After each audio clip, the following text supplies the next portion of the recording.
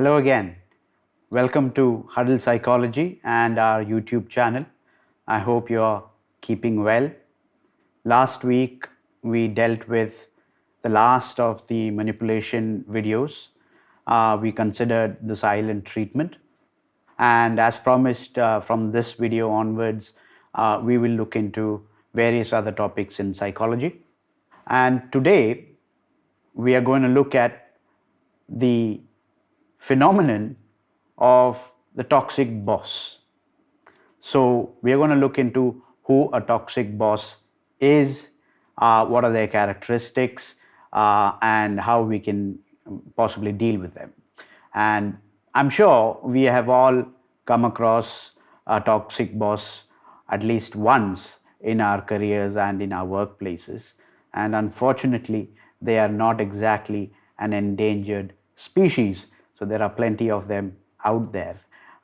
So before we get into understanding who they are and why they exhibit toxic characteristics, let's, as always, begin with a working definition. So a toxic boss is anyone, or specifically someone, in a leadership position whose behaviors, decisions, or communication styles create a negative working environment. So a toxic boss is a leader whose decisions, behavior, and communication patterns and styles lead to creation of a negative working environment. So that's what a toxic boss is. And they come in various shapes and sizes and flavors. For example, the micromanager. You must have come across a micromanager at some point in your career.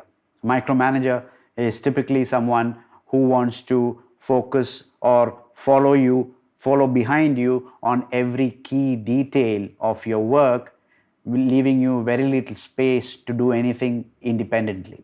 So they might say things like, I need to know everything that you do. I need everything to be documented on my email for my approval, which leaves you with very little space for any kind of independent work or thinking. So micromanaging and micromanager is one type or form of a toxic boss. Another form is the bully.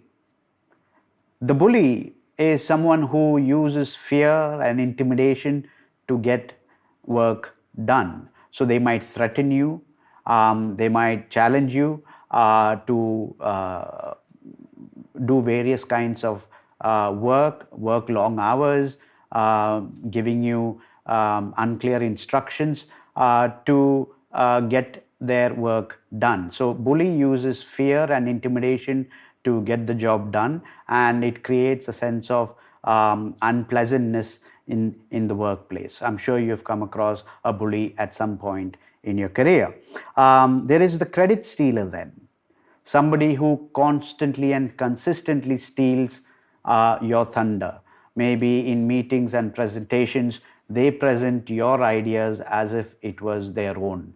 And therefore, they end up sharing no recognition with their employees or with their subordinates. So the credit stealer is another form of toxic boss who constantly steals somebody else's ideas and contributions and make them their own. Then you have the gaslighter. We looked at gaslighting as a manipulative technique early on in our series on manipulative techniques. A gaslighting toxic boss is somebody who will essentially twist reality. He might come and say, or she might come and tell you that, look, I didn't say that, you completely misread me or misheard me, or whatever he wants to convey. So it is essentially distorting your sense of reality, and you're left with confused state of mind. Then there is the inconsistent boss. Somebody who keeps changing their priorities, does not communicate clearly as to what needs to be done, and that creates back and forth kind of work, leading to a lot of tremendous amount of productivity loss and efficiency. So an inconsistent boss is somebody who keeps on shifting the goalpost again and again and again, leaving you tired, exhausted, and confused. And finally, the blame shifter. The blame shifter is someone who, especially when things go wrong, which often does in organizations and companies and in workplaces, not all the time do things go to plan. And when things go wrong and when they don't go to plan, the blame shifter boss is someone who's very quick to point fingers at you and will never take responsibility or accountability on themselves, even though as a leader they should be.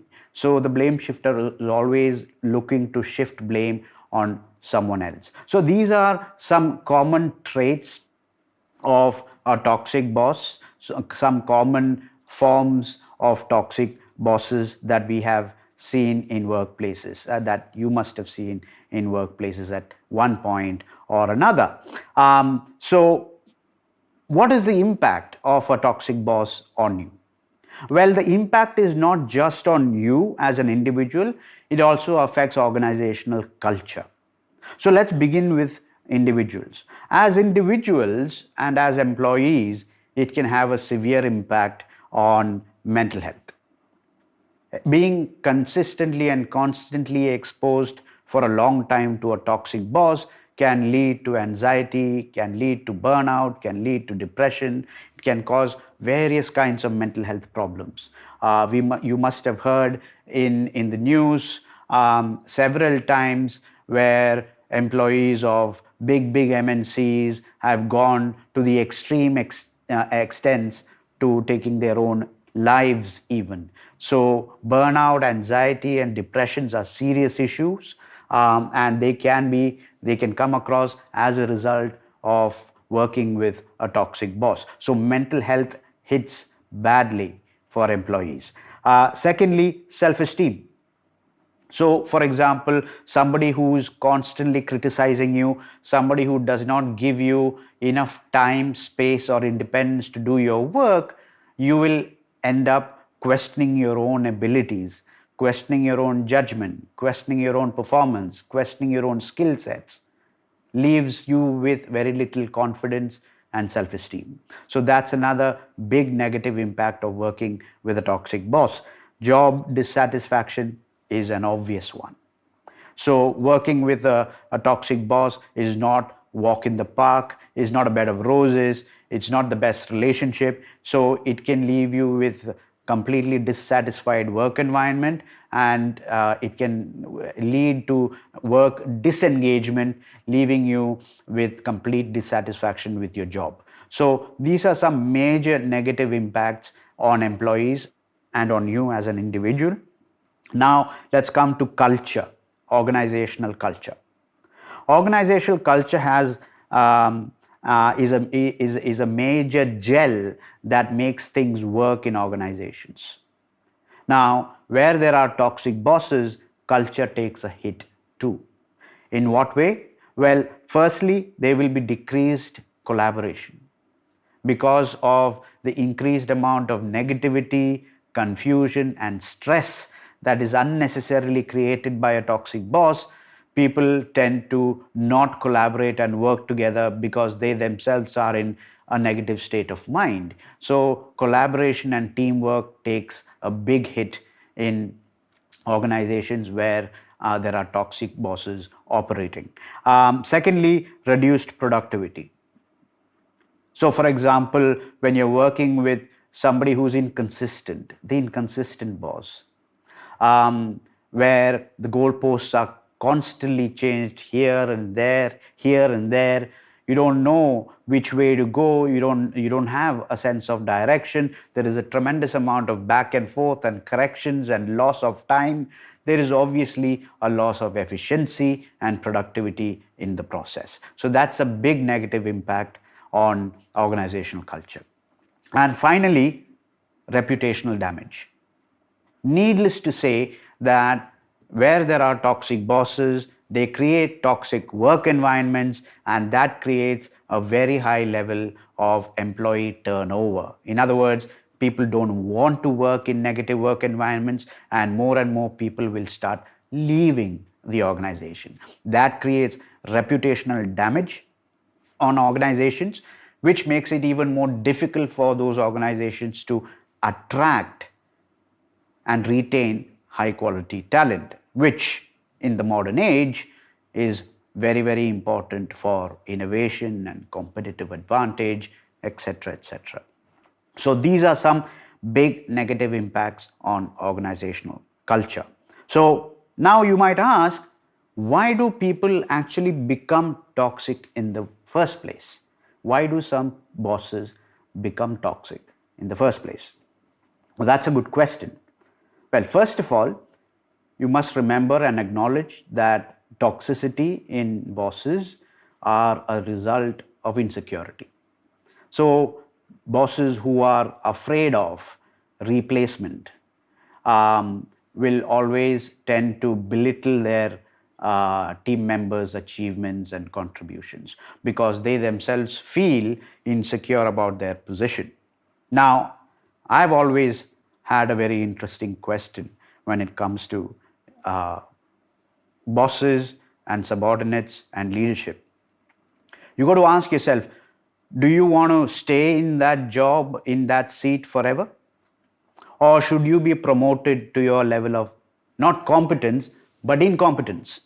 It's only if you want to rise up can you allow subordinates to come and fill your own shoes. So, your job should be to allow your team members to occupy your space so that you can actually rise up to new levels within organizations as opposed to remaining stagnant in one seat or in one role. So, insecurity is a major driving force when it comes to why people turn toxic. Secondly, lack of emotional intelligence. There are people with very little sense of empathy who find it very difficult to understand people or have very poor communication styles, communication patterns, and that tends to lead them to become toxic communicators or toxic bosses. So, lack of emotional intelligence is another major reasons why people turn toxic. Thirdly, pressure from above. So every boss has got another boss in organizations, especially in very large organizations. And if there is constant pressure from higher management or top management, there may be a trickle down effect where the bosses simply just pass on that pressure on to their team members and subordinates, and it keeps seeping down in a trickle down effect. So pressure from above can be another reason for toxicity in organizations. And finally, as always, narcissism and hunger for power. So, narcissistic individuals or people with narcissistic traits always want to put their own self image above the well being of the team and employees. So, that leads them to narcissistic behaviors and communication patterns and decision making. So, these are some reasons why bosses typically tend to become toxic in the first place. Now, how do you recognize one? Well, it's not really rocket science to identify a toxic boss. But at the same time, it can be a little tricky to differentiate between a tough boss and a toxic boss. But nevertheless, there are some telltale signs for you to keep in mind when looking out for toxic bosses. Point number one, there will be very frequent criticism, but none constructive. So there won't be any solutions offered. So the criticism is often not constructive criticism, they are just criticisms. They'll tell you off, making you feel bad, but offering you no solutions or suggestions to improve. So that's one sign of a toxic boss. Favoritism is another a behavior pattern where bosses might unfairly favor certain employees and not favor other people. So having favoritism play out in the organization ends up dividing teams rather than uniting teams. So that's another telltale sign. If you see someone operating in a manner where the teams are splitting up, some people getting more favors than others, then you know that there is toxicity happening. So that's another sign to watch out for. Another telltale sign to watch out for is unrealistic expectations. There's always tremendous amount of work to be done, impossible deadlines, and they require perfection in almost everything. And that too is a sign of a toxic boss operating within your organization. And finally, emotional volatility and lack of accountability. So they will be prone to emotional outbursts, mood swings in the office, the way they behave with you, sometimes angry, sometimes sad, sometimes happy. There seems to be a lot of emotional volatility, and also not taking accountability for anything, especially when things go wrong. So remember the blame shifter. So they take no responsibility for things going wrong, and they'll be the first one to point fingers at someone else. So these are some telltale signs to watch out for, to spot and identify a toxic boss. Now, how do you deal with one? Now, dealing with a toxic boss can be challenging because it has various kinds of impact on you, especially mental health impact on you. Nevertheless, there are certain things that you can do to take a prompt action against toxic bosses. So here are a few strategies and tips for you. First of all, like in the case of gaslighting that I mentioned in a couple of videos prior, document everything. Have emails, have clear communication, record things, especially when you want to probably escalate things to HR, or when you want to escalate things to higher ups. You might want to have record and evidence as a backup for you. Otherwise, you'll be left with really nothing in your hands. So try and document and record as much as possible. Keep your communications recorded via emails or text messages or whatever. So document as much as possible. Secondly, set boundaries. As in most cases, setting boundaries is super important. You can say things that something like, I'm happy to work on this, but I will need a clear set of instructions. I need to know where we are going with this. So that is setting boundaries about what you can do and what you cannot do. So setting boundaries is important even if you're dealing with a toxic boss. Focus on your work.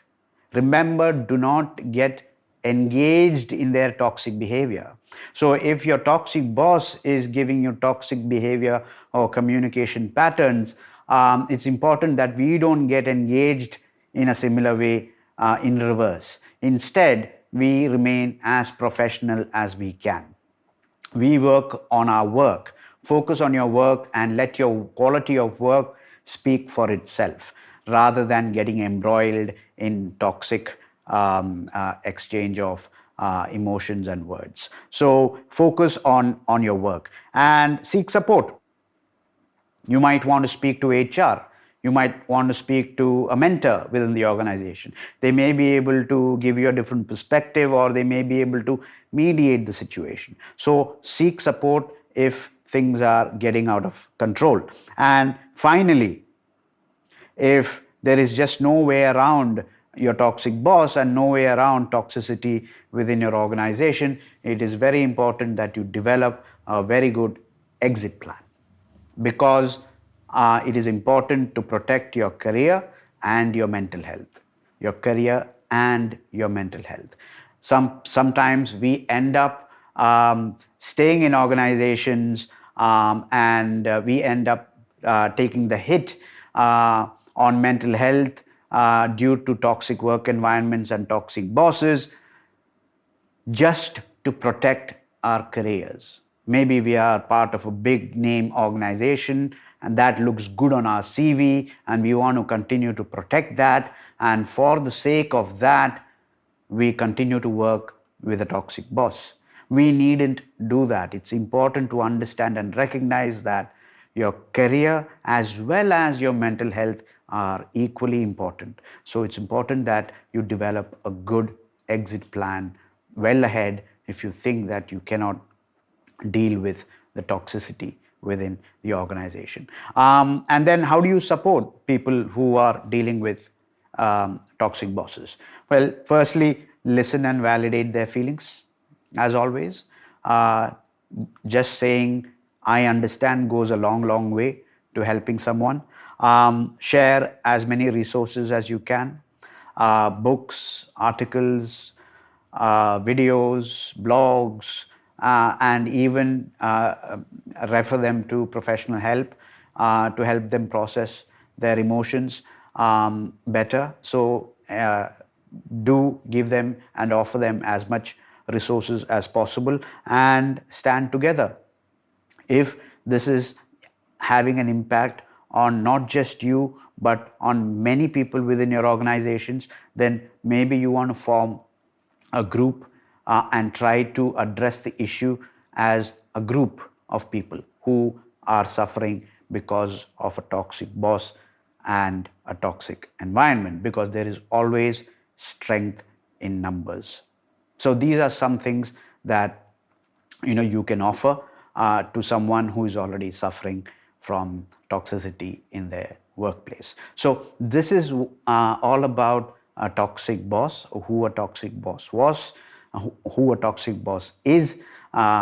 We talked about the different types of toxic bosses, why people become toxic in the first place, how do you identify them, how do you respond to them, and finally, how do you support someone who's already suffering from working with a toxic boss. So that is what this video was all about. And as always, please go to our blog website, huddlepsychology.substack.com, for a much longer form explanation of toxic bosses and toxic work environments. You will learn a lot more there.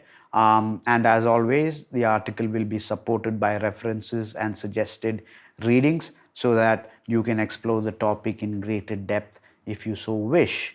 And in the meantime, if you liked this video, please like it, share it as much as possible. If you haven't subscribed to our channel, keep us in your mind and subscribe to our channel for more videos that will pop up on a weekly basis. And also, if you would like to have one-on-one conversations with me on any issue that you'd like to talk and discuss, then please write to me on rahul@huddlepsychology.com. You will find my email address here and also on my website, huddlepsychology.com. So I look forward to hearing from you as well if you want to have one-on-one sessions with me. Okay, so that's all about toxic bosses for today. And until next time, keep flourishing. Bye-bye.